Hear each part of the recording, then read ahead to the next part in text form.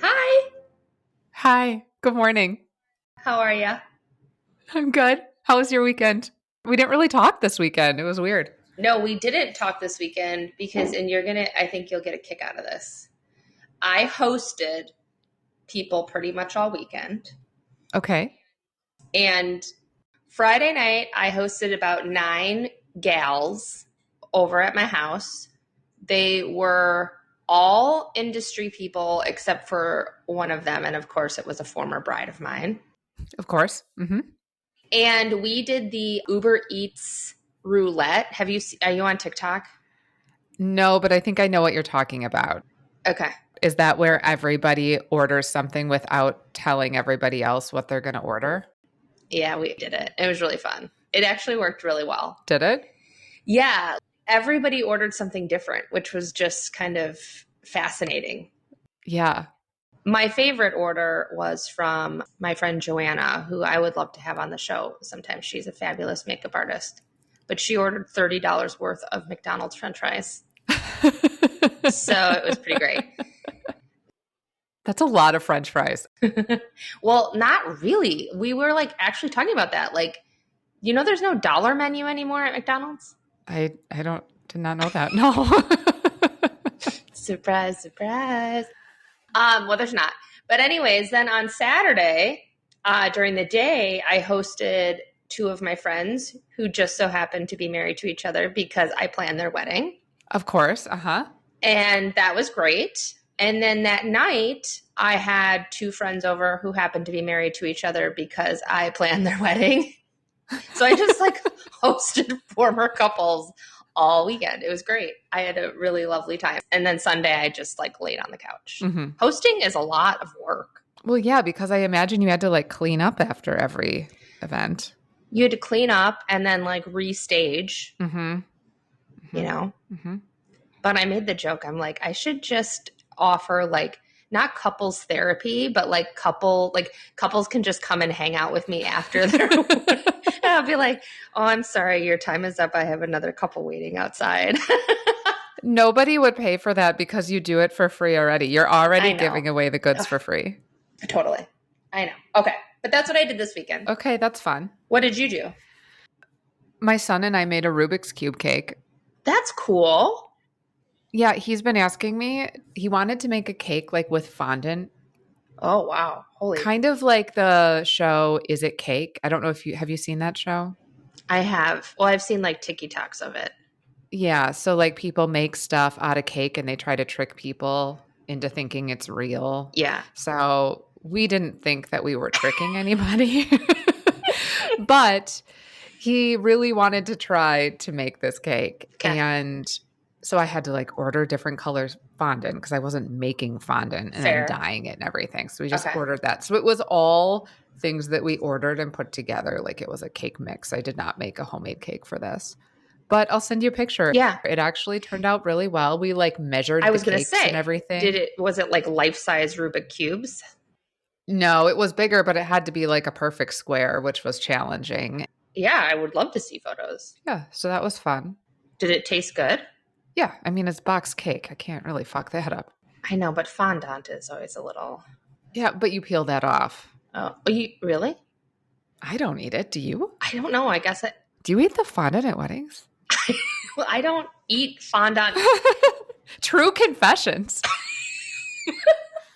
I also like how you're calling it fondant. Like you're French. How are you supposed to say it? I don't know. I'm just calling it fondant, like a classic Midwesterner. I like fondant. Fondant. You know me. I'm so good at accents and also words. You're so fancy. Oh, Lord. Well, that sounds fun. I'm excited to see the photos. I wish we were doing an episode on cakes. That would have been a great transition. Yeah, we're not. Yeah. We're going to do something that we'll see how this goes because we've never done it before. Yes. I prepared a little bit for this. I prepared a little bit too. Yeah. So we're going to do our first ever Jen v. Megan episode because there are some things in this world that we surprisingly don't agree on. Very few. I don't know how many episodes we'll have. Yeah. I actually can't think of another one right now that comes to mind, but I'm sure something will come up. Oh, yeah, big time. So we decided that our first episode was going to be about East Coast style weddings. Versus traditional. Yeah. Well, see, so here we already go. I wasn't thinking we were doing. Okay, let's just get into it. I thought it was going to be like, this is why I don't like them, and you were going to argue why you do like them. That's what I was thinking. Oh, okay. Yeah. Sure, we can do whatever you want. Because, I mean, as I was even prepping for this episode, I was like, all structures of weddings are kind of dumb if you really want to argue them. You know what I'm saying? Well, the first thing I did, I was like, where did East Coast style weddings originate from? Yeah. So you're just trying to figure out, like, how did this start? And we're trying to be fancy. Yes. With fondant. Fondant. Which, so from the research I did, it stems from, like, European aristocratic weddings. Yeah. So why don't we start by explaining to people what an East Coast wedding is? Yeah, you do it. Take the floor. Okay. So an East Coast style wedding is one where the couple wants to come in and have the dancing interspersed throughout the evening. So as opposed to after cocktail hour coming in and the more traditional, everybody sits at the tables and there's toast and there's dinner, and then you get up for the rest of the evening and get onto the dance floor. An East Coast style wedding is where generally, and there's different ways to structure it, but when people enter the room, the ballroom, after cocktail hour, usually they go right on the dance floor, dance a little bit, then sit down and then dance in between courses throughout the evening. And I don't want to get too much into it because we're going to talk about pros and cons and probably some different things that you can do. But like you'd sit down and you'd have your salad course and a toast, and then you'd dance some more, and then you'd sit down and have dinner and then dance more. So it's a little bit more up and down. Mm-hmm. Yes. Great job. You're looking at me like this is the first time you've ever heard that. You're like, I didn't think that was what we were talking about, so I actually like this. I'm going to convince you. What if I'm like, oh, East Coast style weddings? Oh, God. Here I thought you said something else. Side note, when I was getting quote unquote ready, I wish you could see me right now because I'm not ready for anything. But I was thinking about how grateful I am right now that we're still just doing voice, because I'm like, God, it's going to take me more than 5 minutes to get ready to record moving forward when we get to that point. Yeah. Anyways, okay. So yes, so that's the structure. Mm-hmm. And again, I was kind of like looking into it a little bit more too. And the reason it's called East Coast style is that it's very popular for like Jewish and Italian weddings. Mm-hmm. And so it's like literally like New York, New Jersey, when everybody came over from the old world, you know, we're still kind of pulling those traditions of how they structured weddings. I wonder though, I had a question because I have worked with a lot of couples from all over the world, and the US is really the only place that has very strict, you know, it ends at midnight. Right. Okay. Yes. So in other places all over the world, they usually don't even get started till like 8, 9, and then it's going. I don't think I would like my job if that was what I was doing until 3 a.m. I don't either. But I think I would like the concept of dancing in between courses. Like, to me, it feels like it's supposed to be, look at how fun we are. Look at how we like dance and then eat, and then we're fun and then we dance and eat. And I'm like, but it's still in this really structured, everybody's head needs to sit down because the entrees have to come out. So that's, I would say my first argument is that I feel like it's supposed to have this loosey-goosey, like we're fancy but loosey-goosey feel. Mm-hmm. But like there's really nothing loosey-goosey about it. Okay, so now do I get a rebuttal? Yeah, I think this is how we debate. I'm not sure. Okay. I wasn't on debate. Were you in debate? No, did we even have debate? I don't think so. I don't think we did. Okay, so hit me with your rebuttal. So we're the only ones besides the couple and the family who know what the timeline is. So I understand what you're saying, that it's not loosey-goosey, but you can't have a wedding that's loosey-goosey. And the guests, especially ones who haven't been to an East Coast style wedding, they don't really know how structured it is. They're just coming in and they're seeing we're going to go dance and then we're going to sit down. They don't know that, I'm watching the clock and I need them to sit down. It's just, that's the end of the first dance set and we'll sit down. Okay. Totally fair. Great point. Mm-hmm. My counterpoint is I've noticed in my years of doing this that people, sometimes to their detriment, guess they have the expectation of exactly how everything's going to go. Yes. So I would argue that unless you live on the East Coast, because again, we're talking about how weddings are put together are different all over the country. But at least in Chicago, it's not the norm. And I'd say for most of my couples, it's not. Anyways, this is why I wasn't on debate. My point is, it doesn't follow the structure that a lot of people are used to. Correct. Okay, I'm going to help your point. I do see what you're saying. And once, maybe twice, I have had people when we're doing this East Coast style wedding, and they're typically a little bit older. I'm not going to be an ageist or anything. And they came in and they, there was people dancing and dinner is delayed. I mean, you don't eat as soon as when you have that more Midwestern traditional style wedding, right? Yeah. So they're not getting their food as fast as they thought they were going to. And I have had people come up and complain to me because they're hungry. And okay, but usually when we do East Coast style, we make sure that there's a little bit heavier of hors d'oeuvres. Mm-hmm. And I'm sorry, Sharon, it's not your wedding. There's rolls on the table. Totally. Go have some bread. Sharon's also going to come up to you later and ask if you could turn the air down. She's a little chilly. She's a little chilly, yeah. I mean, I do always ask, do you have a medical condition where you need something to eat? Because I don't want somebody to go into diabetic shock. Right. Because I'm refusing to feed them their salad. Right. But 99.9% of the time, the people that have a medical condition because they can't eat have packed food for themselves so that correct, this isn't an issue. So it's just somebody being hungry. Right. Well, you helping me with my point. Look at that. See, maybe I'm a magician. I'm not saying I like it better. I'm just saying I can see your point. Just kidding.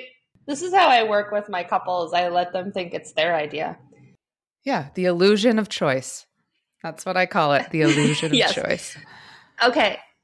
So then I will also argue this because I have had clients who want to do East Coast style. Okay. Mm-hmm. And then, sure, I put the timeline together for that. And then one of the notes always is, well, wait, entrees won't go down until 10, or whatever.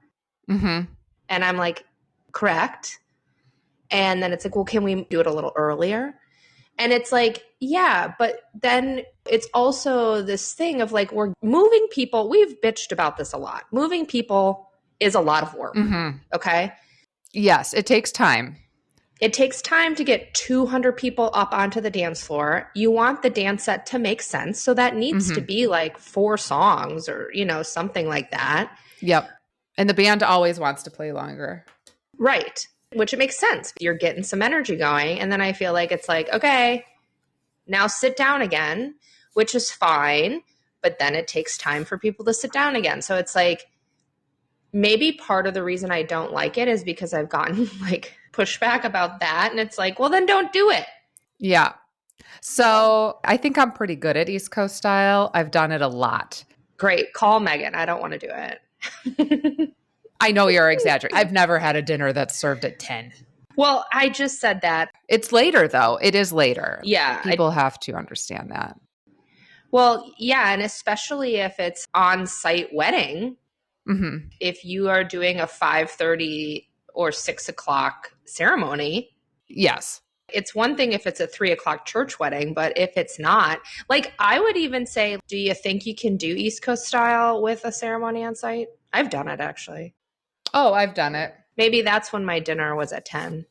I do them a lot at Discovery World, and if they're upstairs, ceremony starts at 5. And I still have entrees coming out probably around 8:30. Okay. Well, perfect. That's the end of our episode, folks. Hire Megan. I'm just kidding. Okay, so yes. So can we talk about things you have to think about if you're considering doing, when you make your pros and cons list. Okay, we're not sure if we want to do a more Midwestern traditional or an East Coast style wedding. What are the pros and cons of each? And just because I like East Coast style and I think I'm good at it and I can do it, there's still cons to that. Yeah. One thing that people don't think about is your band. So lots of people who do East Coast style, I think, have a band. Do you agree with that, Jen? Absolutely. Okay. That's the only way I've done it. Yeah.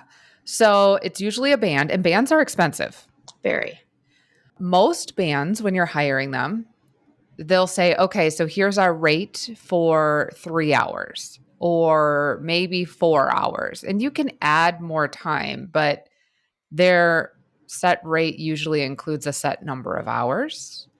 And when you're looking at that cost, you're like, oh, that's a lot of money. Well, if you're doing East Coast style, you usually need to add quite a bit more time because you need that band to start 2 hours earlier than if you would do it the other way. Because they need to be ready to start playing that full band as people are coming into dinner, as opposed to after dinner. I think people forget that. Okay, here's where I will give in to you a little bit. We're such a good team. I think that's the only time that is exciting to me, East Coast style, is the beginning. Oh, yeah. And to me, in an ideal world, I would do like a hybrid, where it's like, okay, everybody goes in and you have one full dance set, and then everyone sits their ass down for dinner. And then we get up again later and dance. Yeah, except then you're paying for that full band to be there to essentially just play a little bit of background music during dinner that whole time. Well, you are clearly from a aristocratic family lineage from the old world, so you probably have enough money to do that. When I looked this up beforehand, it's funny that you said that because I looked at an East Coast styled wedding and it said it typically refers to a wedding with a more formal, sophisticated aesthetic, often featuring a structured multi-course meal, dancing between courses, and a focus on elegant decor. Yeah, you fancy. You fancy, huh? But when I'm talking to couples, they're like, oh, we just don't want to sit. We want to have fun. Like their focus is the fun, not the fancy. It's still fancy, but. It's very fancy. You think so? It's like debutante ball fancy. I do. I don't think there's a world where you do East Coast style that isn't black tie. I'm trying to. Could you imagine like a barn wedding, East Coast style, like. Maybe it's a hoedown. Like a hoedown. Everybody grab your partner, do-si-do. Wait. I have a question. Yeah. Off topic. Okay. Do they still in school make your kids learn to square dance? They have not gotten to that lesson if it is something. There's no dancing. Do you remember that? We had that. I remember in like 3rd grade having to learn how to do-si-do, and I always got stuck. Oh my God, we were older than that. I think we were like in 6th grade or 7th grade. I feel like we did it my whole education because I always got stuck with the nerd. Like I always got stuck with the nerd. And that's something that's carried on with me all through my life. Like remember when we'd go out at the bars and I would feel bad. Like I'd start talking to the nerdy friend because he was by himself and you would just be like, bye. And I was like, fuck. No, I always got paired with the troublemakers because I was such a good kid in school that they thought I would keep them in line. Yeah. And you kind of have this like low-key bitchy energy. Like, don't fuck it up. You know what I'm saying? Yeah. Well, I mean, I got good grades, Jen. Yeah. Don't fuck up my grades with a B in gym class. Yeah, exactly. Oh my God. Okay, going back to East Coast style wedding argument. We've talked about the level of formality. We just finished that up. Yep. It's black tie. Yeah. I also think it only works in certain venues. Like, I think it has to fit that black tie feel. Yes. So you're either picking like a really fancy ballroom or country club, or if you're booking a more industrial space, decor. I mean, you're going to need to like really dress that space up. And you have to have room. It can't be a venue that you're crammed into, because we talked about how it works best with a band. Bands, you need more room. And I'd argue you want them on a stage. I would, yeah. And then you can't have tables on the dance floor. Not that I ever really do tables on the dance floor anymore unless it's an emergency, but you can't, because people are coming in and dancing. You can't put your cake on the dance floor. No. You need more space to pull that off. Yeah, I agree. Okay. Next point is, do you think food service suffers at all? Or do you think there's would you agree that there's more pressure on the kitchen? Or do you think not? I think it makes it easier. Tell me why. Because the way that I structure my timeline, well, okay, so I guess it depends on the caterer and if they are also familiar with this style, because vendors who are not familiar with East Coast style get very nervous about it if they haven't done it before. But like, for example, when people are on the dance floor, we know how long that dance set is going to be. And that tells the kitchen when they need to fire stuff to get it down. So can I give you an example of my timeline? Yeah, I would love that. Okay. So I won't get into the whole thing, but for example, guests come in and they're dancing. And then after that first dance set, we ask everybody to sit down. So to Jen's point, if you're thinking about doing this, remember that you can't just instantaneously expect one thing to happen to the next. Mm-hmm. Yes. You have to factor in 5 minutes to get everybody to sit, because they're talking and they're going to go sit at the bar. It's not like boom, boom, boom, boom, boom. Okay. So people sit down, and then the salads get served after everybody sits down, and the kitchen will have known when the salads are going to come out because we have structured how long that first dance set is going to be. People eat, they enjoy their salads. Maybe there's a toast while people are eating. Usually what I do is, after all the salads have been served, I do the father of the bride toast. And then that way, I know you're raising your hand. I see you. You in the back with the pink headphones. Do you have a question? Yeah. I just had, sorry, my brain just had a quick. Yeah. Because we need to do a whole episode on the only thing that truly has ever ruined a wedding day timeline is your family or friends' toasts. Oh, yeah. We'll do a whole episode on toasts. Yeah. God help me. There's some interesting ones. I have great stories too for that. Remember when I had diarrhea during that one toast? I do. I do. I will never forget. And I was like, just go home. And you were like, Okay, so salads go down. Yeah. You father the bride. And then after he's done with his toast and they're hugging, they immediately move into the father-daughter dance, which pulls everybody's eyes towards the dance floor. And then everybody goes into the second dance set. So while people are up, it's easier for the caterers to clear all those salad plates because there's nobody at the tables, and they can prep for dinner because they got 20 minutes and they know, like, fire everything because in 20 minutes, everybody's going to sit down again. And they have a clear shot at the tables. So then once everybody sits, the entrees just come out. Okay. Fair. Mm-hmm. Okay. I'm going to interrupt with a question. Yeah. When do the vendors eat? I don't care. Okay. I'm going to ask you this. In Chicago, if vendors don't eat, they lose their damn minds. No, they eat. So we have a buffet for the band. They can eat whenever they want. Okay. Yeah.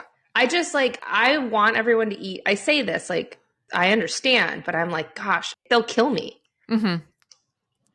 No. So we usually have a buffet for the band, and then they eat one person will stay on the stage to like MC and stuff, but they'll rotate. So bands usually rotate. If you have a 12-piece band and 3 people need to play background music during dinner, they don't need the full band. So then the rest of the band can go eat. And then when it's a dance set, the whole band comes back. And then the next time other people can go and the buffet stays open. I think when we were talking about catering, you said that in Chicago, the other vendors typically do not have a table in the main room. Correct. Is that true? Yeah. So here they do. So it's like in a lot of contracts, and I prefer it to be in the main room so I can see what's happening. So like me, the photographer, videographer, usually that's like 'cause the band is somewhere else, but like we are in that main room. So we're up and down as needed. And I feel with East Coast style, I actually get more time to eat because while they're on the dance floor, I can sit down and eat quick. I might bring that back to Chicago because I think I've shared, I did in the past year and a half or so, I did 2 Wisconsin weddings, and it was really nice just because it's like, then we know there's a spot. Mm-hmm. I mean, I've eaten vendor meals in like a closet, so it is nice. Yeah. I think the reason we don't do it is it's also nice to have a little bit of like privacy as a vendor, like not privacy, but just a place to be like, ugh. Oh, for sure. Yeah. Well, I go hide after dinner, so it's fine. But when it's East Coast style, what time is dinner over at? You can't go hide till like 11 o'clock. No. Once all the hot food is there, then we can do best man, maid of honor, and dessert and get them back on the dance floor. So I still get plenty of time to go hide. Okay. Yeah. So I think it just depends. It just depends on, if a caterer hasn't done it before, they might not be able to be quite as prepared for it and get nervous, and I don't know, it might throw the whole thing off. Yeah. Okay. Do you think there is like, why don't I like them, and why wouldn't my clients like them is what I'm trying to think through that, because it's like, yeah, well, yeah, because everybody's different. I think a lot of my couples, music and dancing is a priority, which could work really well in like a East Coast style setting. Mm-hmm. But I guess I would say that most of my clients are under the radar fancy, if that makes sense. Like we do black tie. I love when my clients do black tie. Okay. But I think they like to keep it still feeling less of a formal flow, which like to me, I think, like I've said, I think East Coast style feels way more fancy. Mm-hmm. And I think most of my clients are like Midwestern fancy. So like subtle. Yeah. And we're just generalizing. We both probably have all types of clients. Big time. But we're like opposite. So like what I'm hearing is that Jen's clients want to put off this air of not being too fancy, but they really are. Totally. And my clients are like, well, we don't really want to be fancy. We want it to just be fun and a party, but it's really fucking fancy. Yeah, exactly. And it's funny because I even feel like when my clients do end up doing black tie, it doesn't start out that way. Like when we first start meeting, it's like, no, just like cocktail style's fine. Yeah. And then we start getting into it. And finally, at some point, I'm like, okay, girlfriend, based on the dress you just picked and the venue we just picked, y'all going to have to wear black tie. And then they're like, oh, oopsies. And I'm like, it's fine. But I agree. I'd say that's a fair assessment of my couples. Yeah. So I don't know. But the bottom line, everybody just wants to have fun. Everybody just wants to have fun. Dancing is so important to people who are doing traditional Midwestern style, East Coast style. Everybody loves the dancing portion of the evening. Mm-hmm. And it just depends on a lot of different factors. Yeah. Budget, band versus DJ, level of formality, levels of structure, tradition, right? I mean, again, you're coming, if this is how everybody got married, of course, that's going to feel normal to you. Yeah. But like I said, if I'm going to be fair, I also think the quote unquote Midwestern structure is tired. I'm tired of it. It's old. Right. It's like cocktail, dinner, dancing. So, I guess like in an ideal world, I'm sitting here thinking like, I'd want some kind of a mix, quite honestly. Mm-hmm. Maybe it is my DJs. I love DJs. And maybe we do open up the dance floor and people dance for a half hour before they sit down. Mm-hmm. And then do dinner and then, dance again later or something like that. Yeah. Because I do appreciate that high energy opening. Mm-hmm. And that is pretty cool. Yeah. Yeah. So here's a question for you. Yes. If you have a potential couple or a couple that you're working with and they come to you and they say that they want to do East Coast style, do you try to talk them out of it? No. Okay. I don't. But just like we are kind of doing today on this episode, I walk them through what they need to expect. Yes. I think it's important. I do too. And it affects their budget. It affects, like we just said, it affects a lot. So yes, I will do it. That is certainly not a no for me. Mm-hmm. But I mean, I think everybody will know, like, I'll be like, okay, I'm going to do it for you. And everyone will know that, but I will happily do it. Yeah. It's going to happen now. Actually, I'm sitting here and I'm like, I wonder if my clients this fall are going to be like, we heard your episode and maybe we want to do East Coast style. I'll be like, sure. I will say that if you think that you want to be super duper fancy and serve a meal that has more than just a salad and entree and dessert course, like you want salad and soup or a palate cleanser or something, you can't be dancing in between all these courses. No. You need to have a reasonable timeline because, like Jen was saying, people do not want to get up and down and up and down and up and down, right? Like you have to structure it in a way that people still get to sit for a few minutes. And I think that's really important for people because some people do think the dancing is the most fun part of the entire night and they're so focused on that. But you have to keep all of your guests in mind and you need to give them time to eat. Yes. And to talk. Yes. And to enjoy each other's company. You've agonized over that freaking seating chart for 3 weeks for a reason. Let them enjoy each other's company. Right. It is a marathon, not a sprint. Yes. I remind my couples of that for a lot of reasons. The bar, how long you're making guests dance. Like, because that's something too. I have couples when we're doing regular style. When we're doing normal style weddings. That's why I called it Midwest, traditional Midwest or something. I don't know. I know. I'm like, it's fine. But, I'll have couples who are like, we want the dance floor open for like 4.5 hours. And I'm like, no, absolutely not. One of the things I'm always reminding people is people are going to get tired. Nobody wants to dance for 4 hours. Right. And you want the event to end with people wanting more.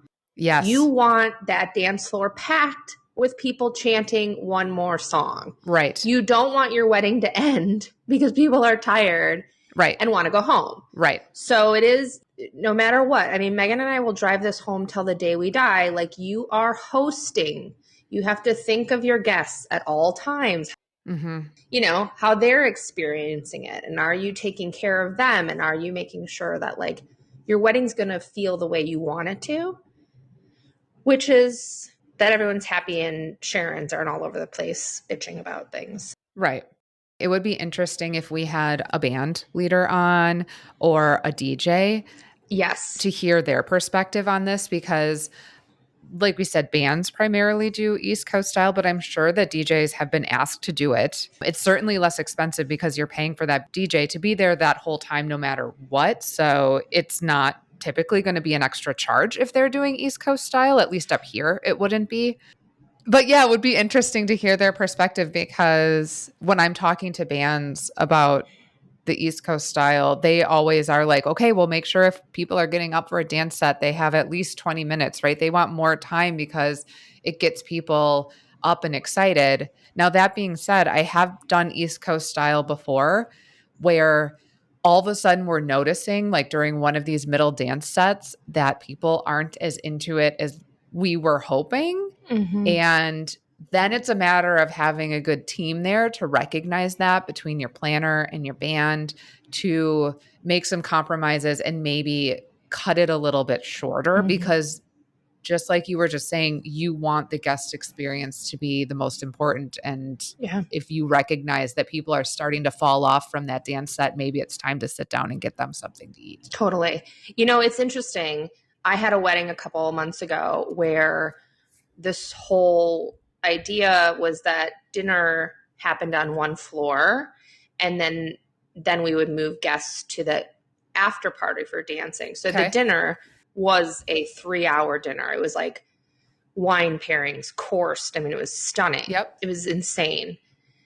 And when we were talking about designing the room, we brought in like a baby grand piano. So the entertainment was a pianist and then a crooner. Okay. So the dance floor was more just for the look. So it was very small. Like there was 160 people, but the dance floor was not made for 160 people. Okay. And the whole time, I worked with the mother of the bride on this one. And the whole time, and I had never done, to be fair, like I had never done a wedding that flowed like this. So she was like, no dancing, no dancing at this stage. And I'm like, yeah, okay, I get that. Like it's dinner. Yeah. And they've probably paid a lot of money for this dinner. So they want people to sit and eat it. They sure did. But guess what happened? People got up. And it was packed. I mean, people were like dancing in between tables. Oh my gosh. So to the argument of, I mean, now I don't even know what we're talking about. I don't know. I don't think we're arguing anymore. I think we're just like, no, we're just chitty chatting. Yeah. But people do want to dance. Okay. So if you're planning to do a 3-hour dinner with no dancing, they will dance. They've been drinking for hours. Yes. You know what? It also kind of goes back to your point. So look, I get it. We all want to be fancy, but you have to recognize we live in the Midwest. Yeah. And like Jen was saying, people are used to a certain way of doing things and they don't like it when things change up on them. So it might have been because some people were in that room and they're like, oh, well, I'm used to a wedding where we eat and we dance. So this must be the dance floor and this is what I'm going to do, right? They weren't used to something different. Yeah. I've seen that before. You know, when cutting cakes started to come around? So instead of having a big tiered cake, the couple just cuts a cutting cake and then there's sheet cake in the back. Yes. You wouldn't believe when this first started how many people, guests, would come up to me concerned that there was not enough cake to eat. Yeah. Because they're used to having cake for dessert and all they saw was this little tiny cake and they're like, so is there no cake? Oh my God. Oh my God. It's like, okay. Wait, have we done an episode about annoying guests? Well, we've done an episode where I declared my annoyance for guests. I think we need to do another one because they just, it's so crazy to me. Like, I feel like we should do like before wedding season really kicks off, we should do like, are you going to be a guest at a wedding ? Where we cover all of the things. Like when you get the invitation, RSVP right away. So guest etiquette. Yes. Yes. Guest etiquette. Write that down. It's wild to me, some of the things that guests. Yeah. Okay. Should we wrap up our kind of pseudo arguments? Yeah, we have no arguments. I think the point of this ended up being more of things to think about if you're considering these two different kinds of styles, because it's not as easy. Like anything with weddings is not as easy as you think it's going to be. Totally. So I used ChatGPT to come up with, I was like, here's Megan's side, here's my side, and here's what it came back with. You love ChatGPT. God, I love it so much. Okay. So East Coast style keeps energy high all night versus disrupts the natural flow of the evening. Okay. It prevents a boring lull during dinner. Okay. Versus it makes it feel chaotic and rushed. That's a little much. I think that's a little strong. I mean, it can if you don't do the timeline correctly. Here's one. Gives guests early opportunities to dance versus interrupts the build-up to an epic dance party. Yeah. And that's going to be with like DJs too, especially, I would say, because they kind of specialize in that. And then bam. Yep. Great for guests who need to leave early. Wait, what? Why would that be your side? Yeah, never mind. Scratch that. Yeah, that doesn't make sense. Sharon's not going to eat. She's on her way already out to McDonald's. This one, okay. How about this? Encourages guests who don't normally join in on dancing versus frustrating for guests who love to dance uninterrupted. I would really pull to that side of that argument for me. Like once I get on that dance floor, I want to stay. Okay. And I hate dancing. So I like never am on the dance floor, but I mean, this surprises no one, but this is kind of random, but I'm thinking about East Coast style weddings, and like Jen, I love it when you come into the room and the band is playing in that high energy.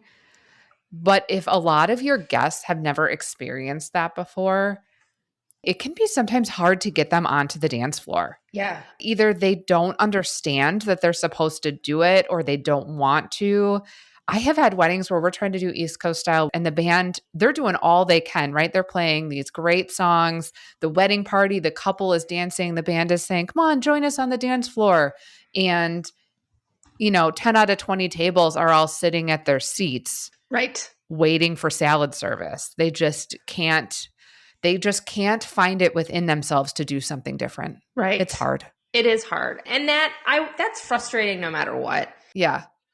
I think the kind of takeaway there is it is frustrating sometimes to have to do things the same way all the time, like for everybody. It is probably then best to consider your guests. Again, if you're both coming from families who do it a certain way, bada bing, bada boom, there you go. Right. But also, no matter what you do, you're not going to please everybody. Yes. That is a message you have to take with you through the whole planning process. Yes. Oh my gosh. Yes. You will never please everybody. So do what feels right. Let it go. Yeah, exactly. What do we think the point of this episode was? I have no clue. I mean, I think I was thinking it would be more like heated. But we never have heated. We don't argue. I think there was still value to it though. Yeah. And eventually I do want to I work with a planner who's a Southern planner. And they do a whole different style. Oh, really? I did a wedding in New Orleans. Oh, yeah. It's like all cocktail. Okay. So there is no seated dinner. Yes. Again, generalizing. But it is. It's like stations and cocktailing, and that's it. And I think she'd be interesting to have on our podcast because I met her when she lived in Chicago. Oh, yeah. So she had to then adjust to Midwest style. And now she's back south. Well, I never know where south starts. She's in North Carolina, but I feel like she's East Coast enough now too that I wonder if she hits that. Anyways, we'll see if she'll be on. So weddings are different everywhere, but the same things apply. Yep. It's know what you're getting yourself into. Yes. Know that every vendor needs to know the flow of that's in your head so that there's no surprises later on. And then finally, I think the biggest point is download our episodes so that we If there are any DJs or bands who are listening to this who would like to come on and discuss timeline with us from their perspective, I would love to have somebody on. So if you are listening, this is a call out to music people. Yeah, I would love to have that. Well, we need to do that either way. Yeah, I was just seeing if anybody would volunteer instead of you just drunkly forcing them to be on.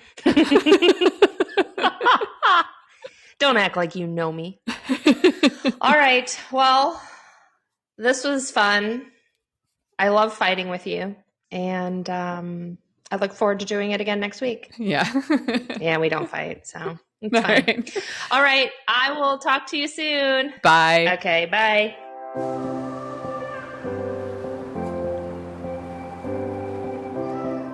Thanks so much for joining us again this week.